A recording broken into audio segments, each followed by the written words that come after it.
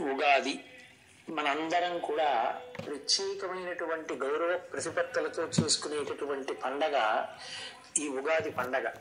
ఈ ఉగాదికే యుగాది అని ఒక పేరు ఉంది. అంటే అసలు కలియుగ ప్రారంభం ఇవాల్టి రోజునే జరిగింది అని. భాషాపరంగా రాష్ట్రపరంగా వేరు వేరు ఉగాదులు ఉన్నప్పటికీ తెలుగు భాషకి మాట్లాడేటటువంటి వాళ్ళందరూ కూడా ఈ చైత్ర శుద్ధ పాడ్యమి నాడే ఉగాది పండుగ చేసుకుంటారు. మనం చాంద్రమానాన్ని ఎప్పుడూ కూడా కాల గణనములకు ప్రాతిపదికగా తీసుకుంటాం. ఈ చాంద్రమానమునందు చైత్రమాసం మొట్టమొదటి మాసంగా స్వీకరింపబడుతుంది. ఈ చైత్రమాసంలో వచ్చేటటువంటి శుక్లపక్ష పాడ్యమి ఏది ఉందో ఆ పాడ్యమి మొదటి తిథి. ఆ మొదటి తిథియే ఉగాది పండుగ. ఈ ఉగాది పండుగ ఎలా నిర్వహించుకోవాలి అన్నదాన్ని శాస్త్రాలు స్పష్టంగా చెప్పాయి. ఉగాది పండగ నాడు మాత్రం ఏ కారణం చేత కూడా బ్రహ్మ ముహూర్తానికి తరువాత లేవకూడదు. కనీసంలో కనీసం సూర్యోదయానికి ముందరే లేచి స్నానం పూర్తి చెయ్యాలి. చాలా మందిలో ఉన్నటువంటి అపప్రథ ఏమిటంటే సూర్యోదయం అయిపోయిన తరువాత పూజ చేసి ఆ పూజలో వేప పువ్వు పచ్చడి అనబడేటటువంటి పచ్చడిని నైవేద్యం చేసి దాన్ని ప్రసాదంగా తీసుకోవచ్చు అని. కానీ శాస్త్రంలో అలా చెప్పబడలేదు. యద్వర్షాదౌ నింబసుమం శర్కరాంలకృతైర్యుతం. నింబసుమం అంటే వేప పువ్వు.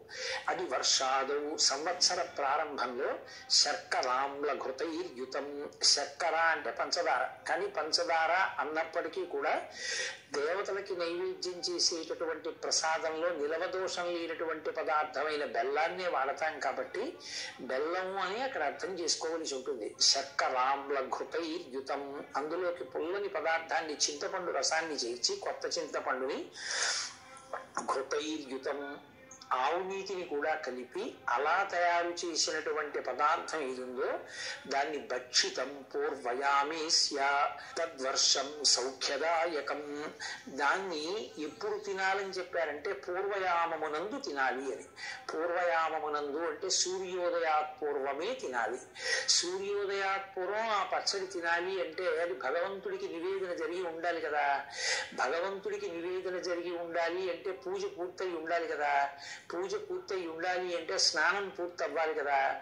అంటే ఉగాది పండగ నాడు స్నానం అనేటటువంటిది బ్రహ్మ ముహూర్తంలో చెయ్యాలి. ఆ బ్రహ్మ ముహూర్తంలో స్నానం చేసే ముందు ఒళ్ళంతటికీ కూడా తైలాన్ని అలదుకుంటారు. తైలే లక్ష్మీ. ఉగాది పండగ నాడు బ్రహ్మ ముహూర్తంలో ఒంటికి తైలాన్ని అలదుకుంటే ఆ తైలమునందు మహాలక్ష్మి ప్రవేశించి ఉంటుంది. ఆ కారణం చేత అలక్ష్మి తొలగుతుంది. జలే గంగా. సూర్యోదయం వరకు కూడా ఎక్కడెక్కడ నీరు ఉన్నా నీటిని గంగ ఆవహించి ఉంటుంది. తలస్నానం శరీరానికి తైలవర్ధనం చేసుకుని భక్షితం పూర్వయామేస్య. బ్రహ్మ ముహూర్తంలో స్నానం చేసి వెంటనే ఈశ్వరుణ్ణి ఆరాధన చేసి ఉగాది పచ్చడి అని పిలువబడేటటువంటి వేప పువ్వు, దానితో పాటుగా బెల్లం ముక్క, చింతపండు పులుసు, ఆవు నెయ్యి కలపబడినటువంటి పదార్థాన్ని ఈశ్వరుడికి నివేదన చేసి దాన్ని ప్రసాదంగా ఎవరు తీసుకుంటారో వారికి తద్వర్షం సౌఖ్యదాయకం. వారికి ఆ సంవత్సరం అంతా కూడా సౌఖ్యదాయకమై ఉంటుంది అన్నది శాస్త్రవచనం. ఇక్కడ ఒక విషయాన్ని అర్థం చేసుకోవలసి ఉంటుంది. ప్రధానమైన పదార్థం ఏది అంటే నింబసుమం. వేప పువ్వే ప్రధానమైనటువంటిదై ఉంటుంది. ఆ వేప పువ్వు ప్రధానంగా తీసుకుంటే ఏమొస్తుంది అన్నారు. శతాయుర్వజ్రదేహాయ. 100 సంవత్సరములు జీవించగలిగినటువంటి లక్షణం. కేవలం 100 సంవత్సరములు ఆయుర్దాయంతో ఉండి ఏ మంచానో పడి ఉంటే ఉపయోగం ఏముంది. కాబట్టి వజ్రదేహాయ. ఆరోగ్యంతో ఉండి తాను ఏ సంకల్పం చేశాడో ఏ కార్యం చెయ్యాలనుకుంటున్నాడో అటు భగవత్పరమైనటువంటి సమాజ అభ్యుదయము కొరకు చెయ్యాలనుకున్నటువంటి కార్యములను చేయగలిగినటువంటి సమర్థత శరీరమునందు నిలబడి దాని వలన వజ్రదేహాయ సర్వసంపత్ ప్రదాయచ. ఆ వేప పువ్వు సమస్తమైనటువంటి సంపదలను ఇవ్వగలిగినటువంటిదై ఉంటుంది. దానితో పాటుగా అది అరిష్ట నివారాయ.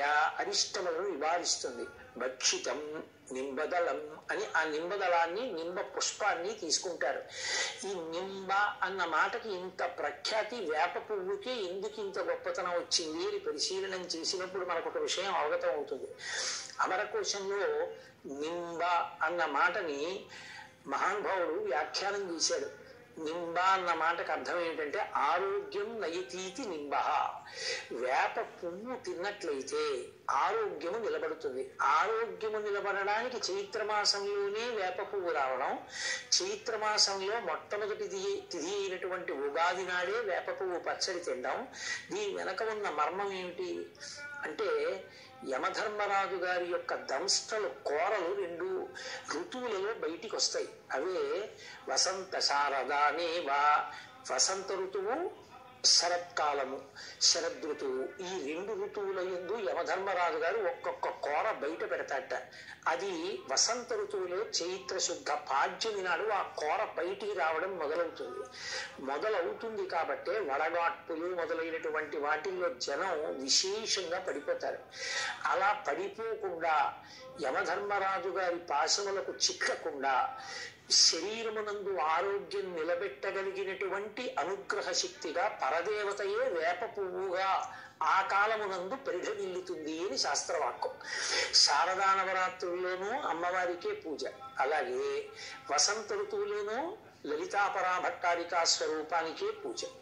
ఈ 2 ఋతువుల్లోనూ అమ్మవారిని పూజ చేస్తే అమ్మవారి అనుగ్రహమే వేప చెట్లకి ఆ సమయంలో పువ్వుగా వచ్చి ఆ పువ్వుని ఈ పదార్థాలతో కలిపి అది ఏ సమయంలో తినాలో ఆ సమయంలో తినాలి.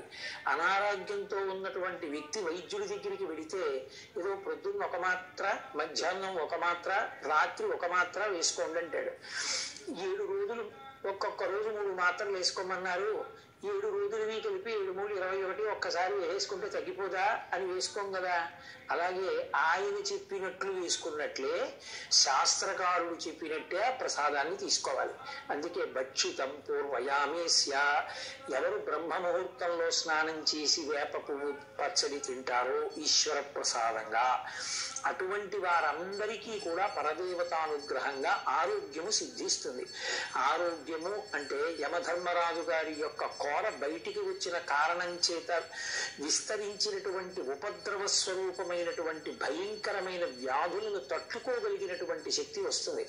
అందుకే సాధారణంగా చైత్రమాసం నుంచి లోకంలో అతిసార వ్యాధి వంటి వ్యాధులు ప్రబలిపోతాయి.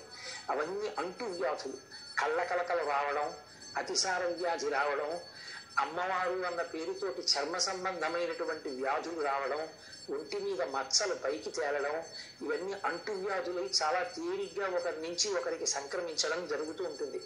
వీటికి నివారణగా శాస్త్రం ఏం చెప్పిందంటే, కార్తీక మాసంలో శరత్కాలం నడుస్తున్నప్పుడు ఉసిరి చెట్టుని ఆశ్రయించి ఉంటుంది.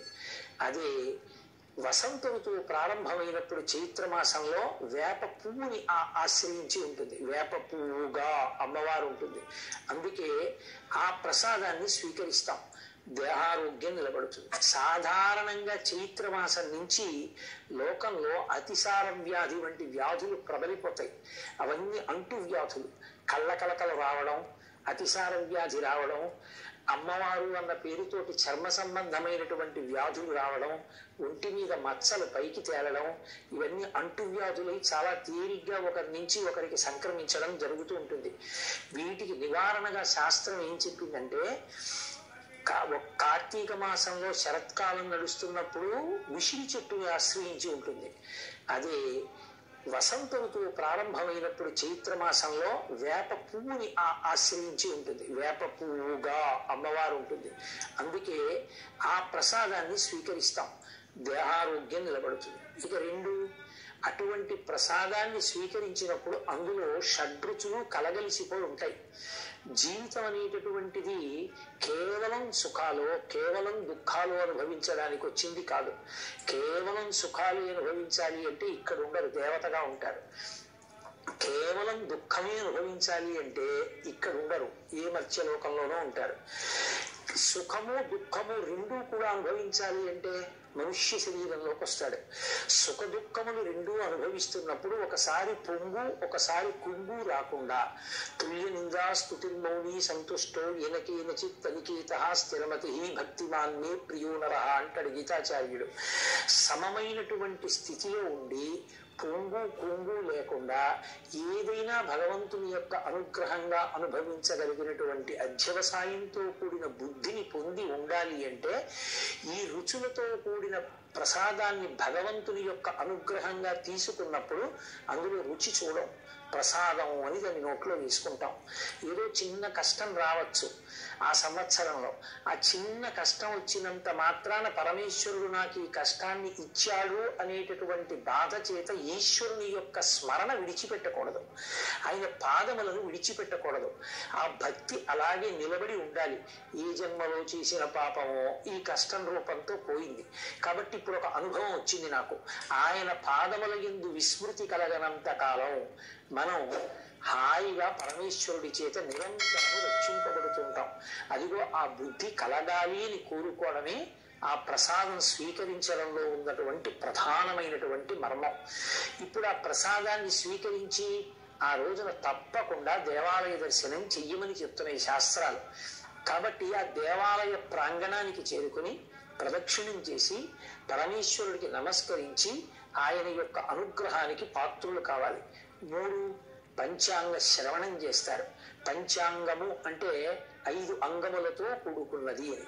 తిథి, వారము, నక్షత్రము, కరణము, యోగము అనబడేటటువంటి 5 అంగములు కలిగినది కాబట్టి దానిని పంచాంగము అని పిలుస్తారు.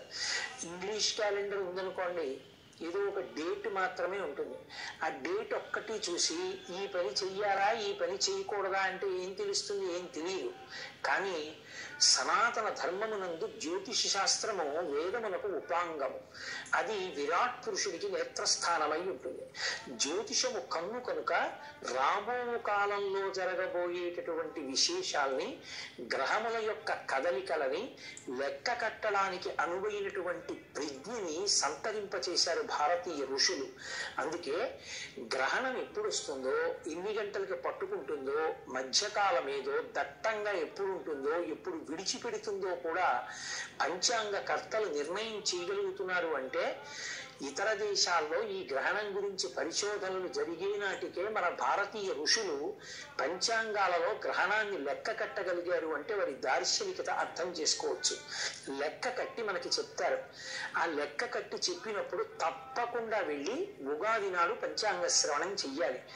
ఉగాది పండగ వచ్చే పర్యంతము కొత్త పంచాంగాన్ని చదవకూడదు. ఏదో ముహూర్తాదులు పెట్టేటటువంటి పండితులు తప్ప సామాన్యులు పంచాంగాన్ని చదవకూడదు. ఒక్క ఉగాది నాడు తను పంచాంగం చదువుకోవడం కాదు, పంచాంగ శ్రవణం చెయ్యాలి. పంచాంగ పఠనము జ్యోతిష శాస్త్రమునందు విజ్ఞానము కలిగినటువంటి పెద్దలు దేవాలయ ప్రాంగణంలో చేస్తారు. అక్కడికి వెళ్ళి కూర్చుని వింటారు. పంచాంగము అంటే తిథి, వారము, నక్షత్రము, కరణము, యోగము అని మనవి చేశారు. తిథి అంటే కేవలం తేదీ కాదు. మనకి శుక్లపక్షమునందు 15, కృష్ణపక్షమునందు 15 తిథులు ఉంటాయి. పాడ్యము నుండి మొదలుపెట్టి పౌర్ణమి, అమావాస్య వరకు. ఆయా తిథులకు మళ్ళీ ఒక లక్షణం ఉంటుంది. శుక్లపక్షంలో వచ్చేటటువంటి తిథులలో ఏ తిథి నాడు ఏ పని చెయ్యవచ్చు, ఏ పని చెయ్యకూడదు. ఆ పని ఆ తిథి నాడు చేస్తే ఆ తిథికి ఒక అధిష్టాన దైవం ఉంటారు. ఆ అధిష్టాన దైవము యొక్క అనుగ్రహము కలిసి వస్తే ఆ పని చక్కగా పూర్తవుతుంది. పురుష ప్రయత్నానికి ఈశ్వరానుగ్రహం తోడుగా రావాలి. కచ్చిత్ పురుషకారంచ దైవంచ పరిపశ్యతే అంటుంది సీతమ్మ తల్లి. ఈ పురుషకారానికి ప్రయత్నానికి పక్కన ఈ ఈశ్వరుని యొక్క అనుగ్రహం కూడా కలుగుతోందా? ఆ రెండు కలిస్తేనే కదా రాముడు గెలుస్తాడు అంటుంది. అందుకని ఈశ్వరుడి కృప ఏ తిథి నాడు మనకి బాగా ప్రసరించడానికి అవకాశం ఉందో తెలుసుకుని మంచి పని చేయడానికి తిథులు వినాలి. 2 వారము. వారము ఏ రోజు సూర్యోదయానికి ఏ హోర ఉందో ఆ హోర పేరు మీదే ఆ వారం ఉంటుంది. ఆదివారం సూర్యోదయ కాలానికి సూర్య సంబంధమైన హోర నడుస్తుంది. అందుకే దానికి ఆదివారము భానువారము అని పేరు. భానుడు అంటే సూర్యుడు. అంటే ఆదివారం నాడు సూర్య సంబంధమైనటువంటి విశేషాన్ని దేన్నైనా నిర్వర్తిస్తే సూర్యానుగ్రహానికి విశేషంగా పాత్రుడు కావచ్చని, సూర్య ప్రకాశము కలిగి సూర్య తేజము చేత ప్రచోదనము పొందినటువంటి హోరతో ఉన్నటువంటి ప్రారంభమైనటువంటి రోజు కనుక. అలా సూర్యోదయం వేల్టికి ఏ తిథి ఉందో, ఏ హోర ఉందో, ఏ పని చెయ్యొచ్చో ఏ పని చెయ్యకూడదో హోరాశాస్త్రం చెప్తుంది. అలాగే తిథి, వారము, నక్షత్రము, మనకి 27 నక్షత్రాలు. ఎంతమంది పుట్టనివ్వండి ఈ 27 నక్షత్రాల్లోనే పుట్టాలి. పుట్టుకకి మరణానికి నక్షత్రాన్ని ప్రధానంగా చూస్తారు. 27 నక్షత్రాలకి ఒక్కొక్క దానికి 4 పాదాలు. 27 × 4 108 పాదాలు. అందుకే భగవంతుడికి సంబంధించిన అష్టోత్తర శతనామ స్తోత్రాలన్నీ 108 నామాలతోటే ఉంటాయి. ఉంటే 108, లేకపోతే 1000. ఎందుకని అంటే 108 పాదములలో పుట్టినటువంటి 2 పాదములు 4 పాదములు కలిగినటువంటి సమస్త ప్రాణులు సుఖంగా ఉండాలని కోరుకుంటాం. ఏ నక్షత్రంలో ఏ పాదంలో ఏ పని చెయ్యొచ్చు ఏ పని చెయ్యకూడదు అన్నది పంచాంగంలో చెప్పబడి ఉంటుంది. ఆ నక్షత్ర శాస్త్రాన్ని బట్టి విద్యుక్త ధర్మాన్ని నిర్వర్తించాలి. ఇక కరణము. కరణములు స్థిర కరణములు చరకరణములు ఉంటాయి. 7 చరకరణములు, 4 స్థిర కరణములు. ఏ కరణమునందు ఏ పని చెయ్యొచ్చో, ఏ పని ఎప్పుడు చేస్తే ఈశ్వరుని యొక్క కృప దానికి కలిసి సఫలీకృతుడవుతాడో ఆ కరణమునందు చెప్తారు. అందుకని ఈ 5టితో కూడుకున్నటువంటిది పంచాంగం. ఆ పంచాంగాన్ని ఒక్క ఉగాది పండగ నాడు మాత్రమే వినాలి. అది సాధ్యమైనంత వరకు దేవాలయ ప్రాంగణంలో చక్కగా పండితులైనటువంటి వారు పంచాంగ పఠనం చేస్తూ ఉండగా వింటే దాని వలన 2 ప్రయోజనాలు కలుగుతాయి. ఒకటి, ఈ కాలమునందు గ్రహముల యొక్క ఆనుకూల్యత మనకు ఎలా ఉంది, ఏ పని చెయ్యొచ్చు ఏ పని చెయ్యకూడదు.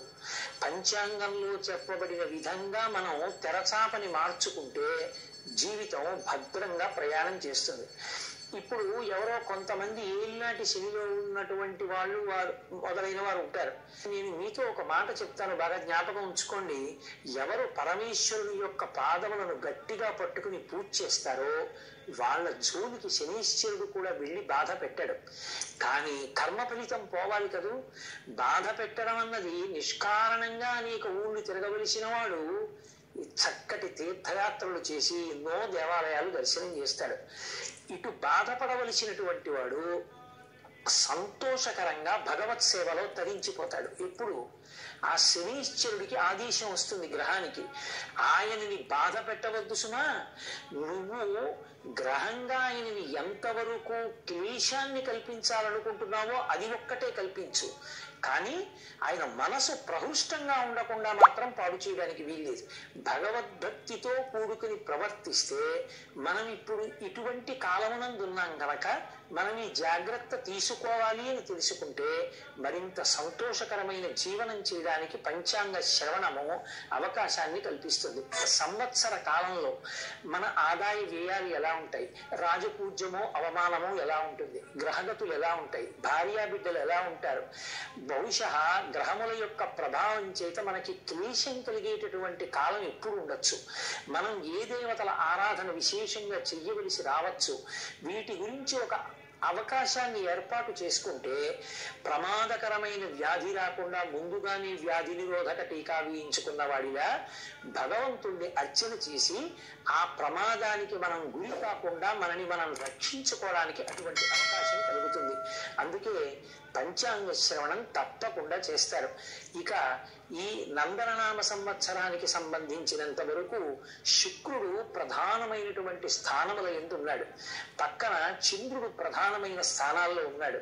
కాబట్టి యథార్థమునకు ఎవ్వరూ ఏమీ బెంగపెట్టుకోవలసినటువంటి అవసరం లేదు. కాకపోతే ఈ సంవత్సరంలో ఉండేటటువంటి ప్రధానమైన గుణం ఏమి అంటే కొంచెం భోగ లాలస ఎక్కువగా ఉంటుంది. భోగముల యందు అనురక్తి ప్రతి వారి మనసులో ఎక్కువ అవుతుంది. పశ్చిమ దేశాల సంస్కృతి ప్రభావం వచ్చి పడిపోతుంది. అలా పడకుండా భోగ పరిత్యాగం చేసి త్యాగమయమైనటువంటి జీవితాన్ని గడపడానికి కావలసినటువంటి వాంగ్మయం అంతా మన సనాతన ధర్మంలో ఇవ్వబడి ఉన్నాయి. రామాయణ భాగవత భారతాల కన్నా గొప్పగా చెప్పగలిగినటువంటివి ఇంకేమీ లేవు. ఎవరు చెప్పినా శాంతి శాంతి శాంతి, ఆ శాంతి గురించి బోధించే, ఆ ధర్మాన్ని బోధించే, వాటిని పట్టుకుని ఉండగా భోగ లాలసమన్నేమి చెయ్యదు. కాబట్టి నందననామ సంవత్సరం ఏ కోణంలో చూసినా ఏమి బాధ పెట్టేటటువంటి రీతిలో లేదు. అందరూ కూడా సర్వశ్రేయస్సును పొందుతారు. కావలసింది ప్రధానమైన దాన్ని పట్టుకోవడంలో మాత్రం వైక్లభ్యాన్ని పొందకూడదు. ఉగాది వచ్చినప్పుడు మనిషి తప్పకుండా జ్ఞాపకం చేసుకోవలసిన విషయం ఒకటి ఉంటుంది అని పెద్దలు చెప్తారు.